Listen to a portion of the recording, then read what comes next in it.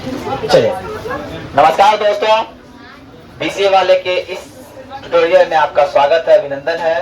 और आज हम लोग पढ़ने वाले हैं निर्देशांक ज्यामिति का 7.2 का नम्मा नंबर प्रश्न। ये प्रश्न क्या बोल रहा है? ये प्रश्न बोल रहा है, ध्यान से समझिएगा। ये प्रश्न है, ये प्रश्न क्या है? क्या एक रेखाखंड, एक दो निर्देशांक बिंदु दिया हुआ है ए और बी, जिसको जोड़ने वाले रेखाखंड को 4 बराबर भागों में विभाजित किया गया। कितने बराबर भागों में? 4 बराबर भागों में। ध्यान समझिए, मान लीजिए हमको ए दिया हुआ है पॉइंट, और एक पॉइंट बी दिया है। और सर जानते हैं सर, ए का निर्देशांक दिया है -2 और 2। ए का निर्देशांक दिया है -2 और 2, और बी का निर्देशांक दिया है 2, इसको समान 4 भाग बांटा गया है। एक भाग 4 भाग दिख रहा है, 1 2 3 4 भाग। अरे दिख रहा है कि नहीं? अब बात समझना, एक पॉइंट को हम मान लेते हैं P, एक को हम मान लेते हैं और एक को मान लेते हैं। ध्यान समझना, इसका अनुपात क्या होगा? इसका अनुपात होगा 1:1 2 3।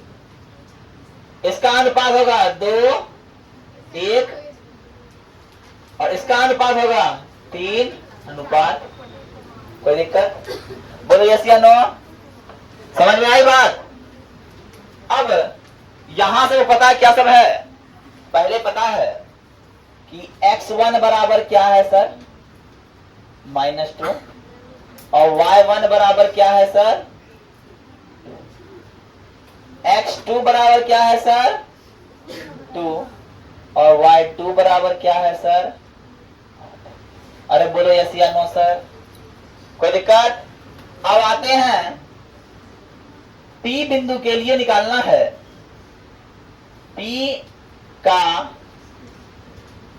P बिंदु के लिए है ना,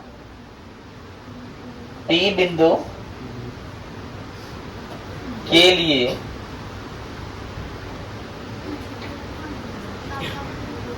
क्या हो जाएगा? M1 अनुपात M2 बराबर 1:3। कहां से समझ में आ रहा है बात? कहां से है? कहां से बात समझ में आ रही है? काहे कि इधर 4 भाग बांटे, 1 2 3 4, इधर 1 भाग, इधर 3 भाग, 2 बांटे, इधर 2 भाग, इधर 2 भाग, इधर 3 भाग, इधर 1 भाग। हुआ कि नहीं? अरे बोलो, समझ में आ रही है? तो जब बात समझ में आ रही है तो हमारे पास एक सूत्र है, जिसको हम लोग बोलते हैं बड़ा तगड़ा सूत्र। क्या नाम उसका? विभाजन भैया, विभाजन सूत्र। इसको बोलेंगे विभाजन सूत्र, विभाजन सूत्र। और जानते हैं सर विभाजन सूत्र क्या है? विभाजन सूत्र है x y बराबर M1 x2 प्लस M2 बटा M1 प्लस M2, और ये M1 y2 plus M2 y1 बटे M1 प्लस। बोलो बात समझ में आई? अरे बोलो बात समझ में आई? तो हमने m की जगह क्या लगाया? 1 लगाया, और x2 की जगह क्या लगाया?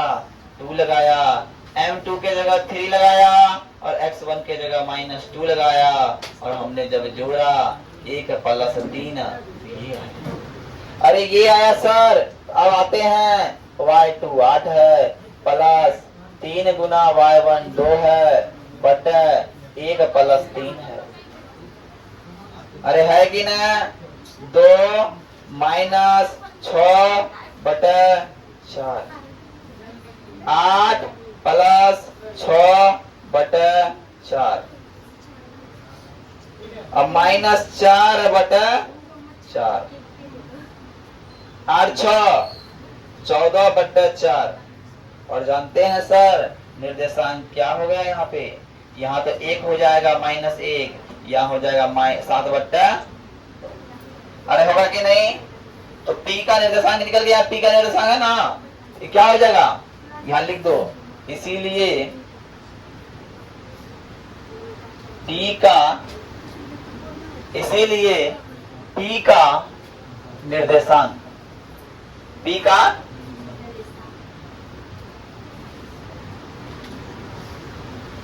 सांक बराबर हो जाएगा -1,7/। पहला आंसर निकल गया। अब आते हैं दूसरी आंसर की बारी है। एक हमारा हो गया, अब दूसरे की तो बारी है। हम थकने वाले लोग नहीं, हम थकने वाले लोग नहीं, अब भी संघर्ष जारी है ना। क्यों के लिए, क्यों बिंदु के लिए।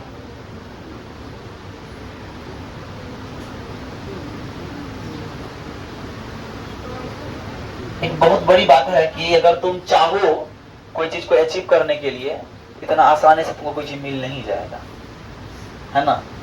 जो प्राप्त करना है तो संघर्ष करना पड़ेगा, लड़ना पड़ेगा। अगर तुम लोग चाहते हो कि बेटर अंक प्राप्त करना चाहते हो तो खुद के लिए खुद से लड़ना पड़ेगा, संघर्ष करना पड़ेगा। और यहाँ मुफ्त में तुम्हें कुछ भी पर्याप्त आसानी से कोई चीज नहीं मिलता है यहाँ पे, और सबके लिए लड़ना पड़ता है। चाहे पढ़ाई हो, जमीन हो, जायदाद हो या फिर मोहब्बत हो, है ना, हर कुछ के लिए लड़ना पड़ता है। आते हैं अब M1 अनुपात M2। अब इसका अनुपात क्या होगा भैया, इसका अनुपात होगा 2:2। किसी ने कहा सर 2:2 है, कटा के 1:1 कर सकते हैं। हम बोले ये बिल्कुल कर सकते हैं, लेकिन हम करेंगे नहीं, क्योंकि मेरा बच्चा हो जाएगा कंफ्यूजन, है ना, कंफ्यूजन ना हो। इसीलिए सर हम फिर विभाजन सूत्र लगाएंगे और एक्स वाई का मान निकालेंगे। एक्स वाई के लिए यहाँ क्या हो जाएगा, हमको बार बार फॉर्मूला लिखने की आवश्यकता नहीं है, तो हम बोलेंगे M1 2 x2 2 M2 2 minus x1 बट्टा 2 प्लस 2 और 2 गुना 8 जोड़ 2 गुना 2 बट्टा 2 जोड़ 2। यहां तक बात समझ में आया तुम लोग को, ये क्या किया, ये बात समझ में आई। हमने विभाजन सूत्र लगाया, अब विभाजन सूत्र को मन में ही रख के यहाँ का इमेजिन करके M1 M2 को ट्रांसफर करके बना दिए। बात समझ में आई। बार बार गुणा सूत्र लिखने की आवश्यकता नहीं है। तुम लोग चाहो तो लिख सकते हो अपने क्लैरिफिकेशन के लिए, लेकिन हम नहीं लिखे। तो 2 दूना 4 में गया 4 बट्टा 4 और 4 8 दूना 16 जोड़ 4 बट्टा 4। और जान रहे हैं सर 4 में 4 जगह 0 बचेगा और 16 4 20 हो जाएगा बट्टा 4 हो जाएगा। और कटाएंगे सर तो इसका मान निकलेगा 0 और इसका मान निकलेगा 5, 0, अब कोई बोले तो Q का निर्देशांक, Q का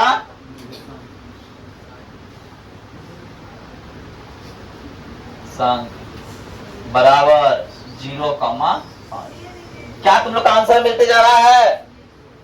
अब तीसर का आंसर पे जाना है सर। तीसर का आंसर R के लिए, R बिंदु के लिए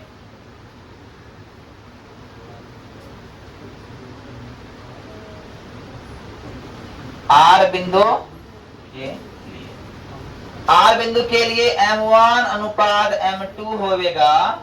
जानते हैं सर क्या 3:1 होगा। तो सर यहाँ पे फार्मूला हमारे पास फिर है, हम फार्मूला पे आएंगे।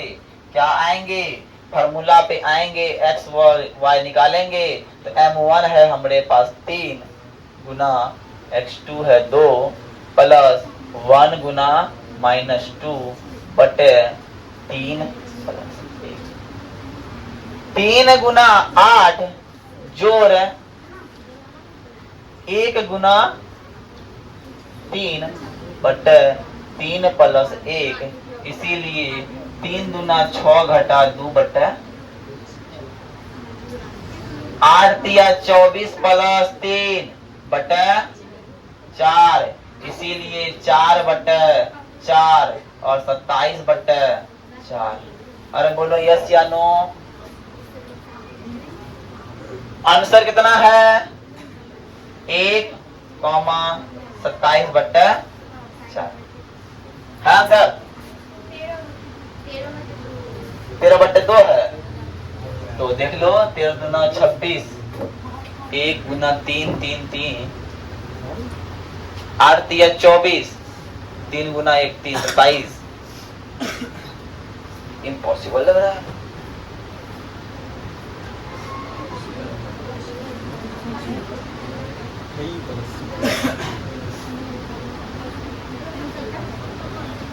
अरे यहाँ 2 होगा ना, वहाँ 2 है जी, इस जगह 2 है ना। 26 हो तो वही सोच रहे हैं। अब 26 हुआ तो क्या हो जाएगा? 26 हुआ 13/2। तो क्या लिखेंगे हम यहाँ पे? लिखेंगे अतः R बिंदु का निर्देशांक 1/13। नोट कीजिए फटाफट।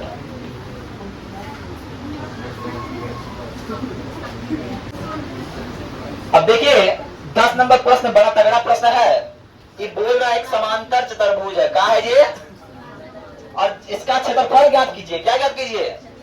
एक बात जानने की जरूरत है कि समांतर चतुर्भुज का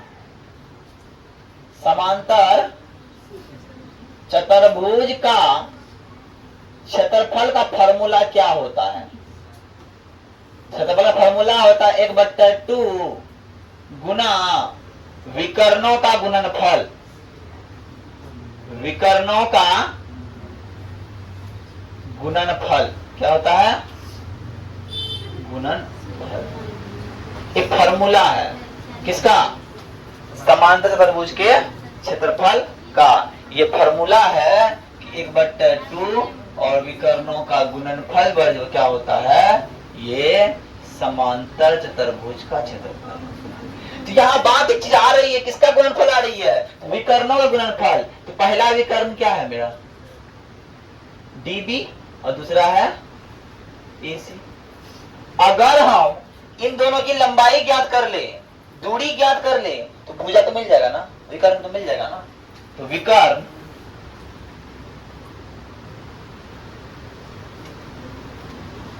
AC के लिए, जब विकर्ण AC की हम बात करेंगे, AC के लिए बात करेंगे, तो ये हो जाएगा x1 y1, ये हो जाएगा x2 y2। तो x1 बराबर 3 और y1 बराबर 0 और x2 बराबर -1 और y2 बराबर। तो अब बता इसकी दूरी निकाले, फॉर्मूला क्या है? पता है दूरी सूत्र? अरे दूरी सूत्र पता है ना? दूरी सूत्र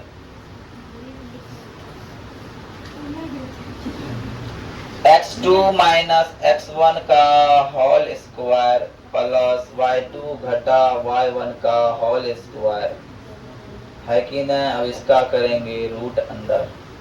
अब है कि ना। अब x2 क्या है? -1 -3 का होल स्क्वायर।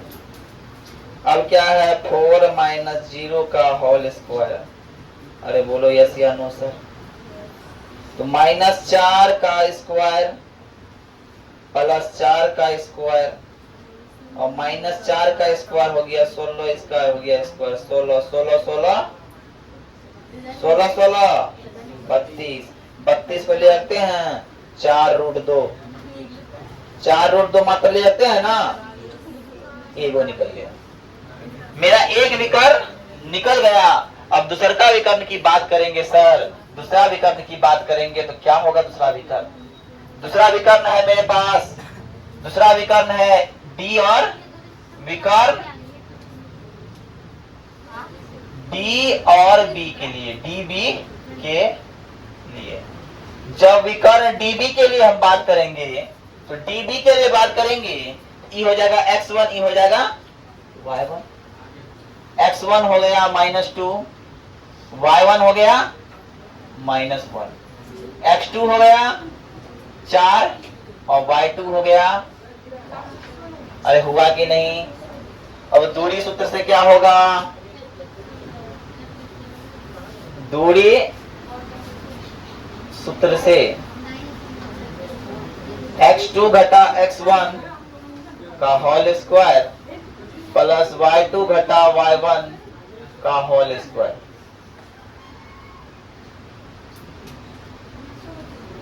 अब x2 क्या है, 4 घटा घटा 2 प्लस 5 घटा घटा 1। अब 4 घटा 4 जोड़ 2 6 हो गया स्क्वायर, अब प्लस 5 जोड़ 1 6 का स्क्वायर जोड़ 6 का स्क्वायर, 36 जोड़ 36 कितना होता है 72। अरे 72 होता है कि ना, 4 रूट 2 हो जाएगा इसका आंसर, नहीं 72 है तो 36 कितना होगा 6 रूट।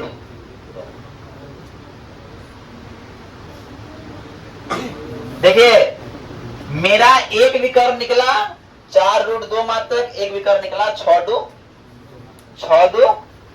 रूट 2 मात्रक निकल गया ना।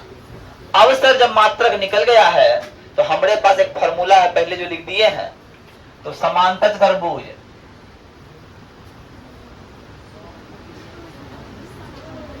क्षेत्रफल बराबर क्या हो जाएगा 1/2 गुना विकर्ण गुणनफल, विकर्ण क्या है AC गुना BD, यही है ना। और 1/2 गुना AC का मान है 4 रूट 2 और इसका मान है 6 रूट 2, हो गया। अरे है कि ना, 6 चौका 24 और रूट 2 गुना रूट 2 2/2, खत्म हो गया। कितना बचा 24, तो 24 वर्ग मात्रक। तुम लोग के मन में एक बात आया होगा सर, इस सब में मात्रक दिए, इसमें मात्रक का है, वर्ग मात्रक का है दिए, क्योंकि ये क्षेत्रफल है, क्षेत्रफल में क्या होता है वर्ग मात्रक होता है। हो गया, आज मेरा 7.2 हो गया पूर्ण रूप से समाप्त। अब हम नेक्स्ट चैप्टर की ओर बढ़ेंगे, फटाफट आप लोग उतारिए, तब हम उसका कॉन्सेप्ट समझते हैं पहले। चलिए अब बात करते हैं, सुनिएगा ध्यान से। अब यहां से एक नया टर्म आने वाला है, हम लोग त्रिभुज क्षेत्रफल जानने वाले हैं।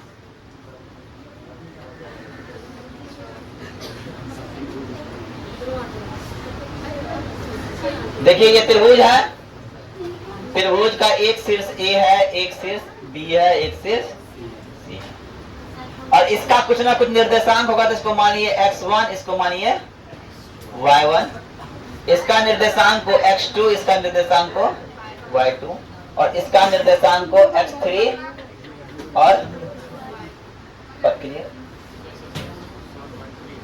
हाँ, अब इसका 7, अब जो हम जाने वाले हैं 7 में आने वाले हैं, 7 में का जो बता है एक्सरसाइज, ये 7.3 में इसका इस्तेमाल होगा।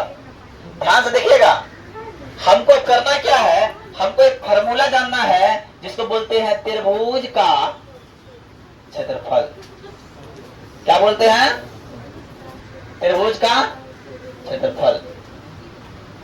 अगर बोलो तो हम सिद्ध भी कर सकते हैं, अगर बोलो तो हम फॉर्मूला लगा सकते हैं। सिद्ध करने में पूरा क्लास चले जाएगा, तो हम सिद्ध नहीं करेंगे, बस एक पुस्तक कहीं सिद्ध करने नहीं पूछता, ठीक है। ये खाली फॉर्मूला याद रखना है।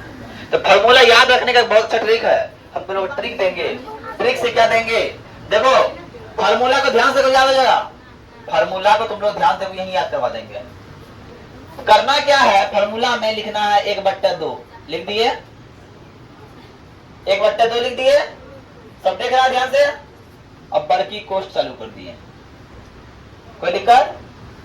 उसके बाद लिख दिए x1, लिख दिए, छोटकी डिब्बा दे देंगे वो।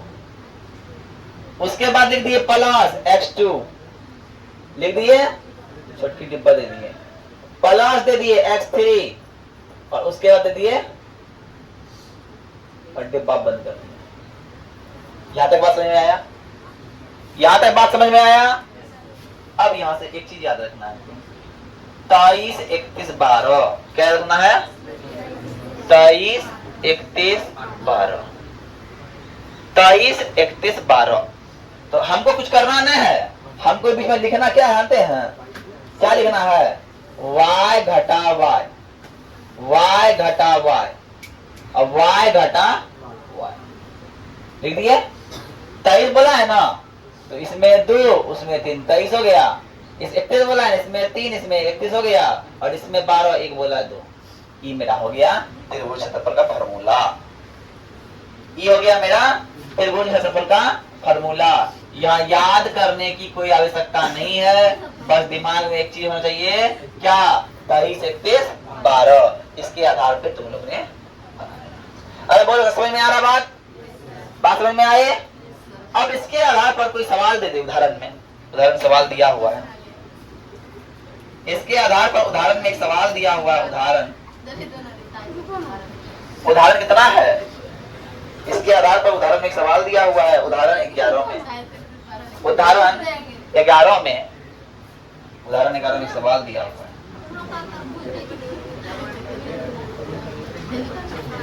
सवाल क्या दिया है? ध्यान समझिएगा। त्रिभुज के 3 शीर्ष दिए हुए हैं, त्रिभुज के 3 शीर्ष दिए हुए हैं।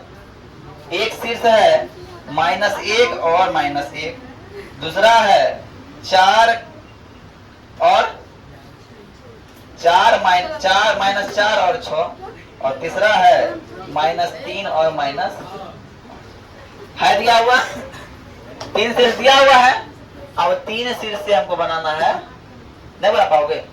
कैसे बना पाओगे? तो ये हो गया, देखिए यहां से हमारा निकालना है x1 -1, y1 -1, x2 -4, y2 6, x3 -3, y3 -5। अरे बोलो यस या नो सर। अब आते हैं त्रिभुज का क्षेत्रफल। त्रिभुज का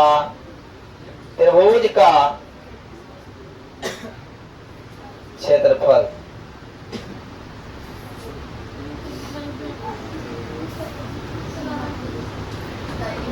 फार्मूला है, ये फार्मूला पर दिया हुआ है, इसी फार्मूला वाले पुट करेंगे 23, 31, 12 फार्मूला पे 1/2 हो गया। अब x1, x2, x3 देखिएगा, -1 डिब्बा जोड़ -4 उसके बाद डिब्बा और जोड़ -3 उसके बाद डब्बा। कोई दिक्कत? कोई दिक्कत? अब 23, 31, 12 मतलब 23 मतलब में y3 और y2, y3 और y2। y3 क्या है? -5 घटा y2 क्या है? 6। अब 21, 31 3 और 1, 3 और 1 23 31 वाला ना, 23 31 वाला है ना, तो 23 में हो गया y2 हो गया 6 और y3 हो गया, और 31 में हो गया -5 और -1, 12 में आ गया -1 -12 में 6। बोलो यहां तक बात समझ में आया? करना क्या है? अब कुछ नहीं करना है, 1/2 उतार देना है।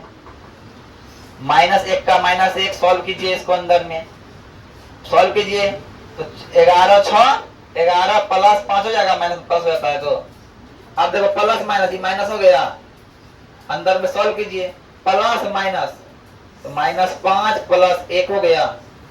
अब फिर -3 हो जाएगा और -5 -6 -7 हो जाएगा। 1/2 -1 गुना 11 -4 गुना -4 घटा -3 गुना -7। 1/2 -11 + 16 और +7 हो गया? यहां तक बात समझ में आई तुम लोग को? बोलो, यहां तक तुम लोग को बात समझ में आई? तो करना क्या है? करना क्या है? 1/2। अब देखो, प्लस प्लस जुट जाएगा तो 21 16 कितना हो जाएगा? 21 16 कितना हो जाएगा? 37 घटा 11। 1/2, 11 का 2 कितना हो जाएगा? अरे बोलो कितना होगा जी? 26 होगा? होगा ना? हाँ, x1 सिर्फ 1 है। कहाँ? -1 दिया हुआ है। अच्छा चलो, इसके आधार पर सही हो जाएगा ना, उसके आधार बना रहे हैं हम जो क्वेश्चन और उसके अनुसार सही हो रहा है ना। आंसर क्या हो जाएगा? 13 वर्ग मात्रक। क्या हो जाएगा? 13 वर्ग मात्रक। देखो मेरा सवाल के अनुसार आंसर सही है ना, बस हो गया। अब सवाल को चेंज करेंगे, आंसर भी चेंज होगा, है कि ना?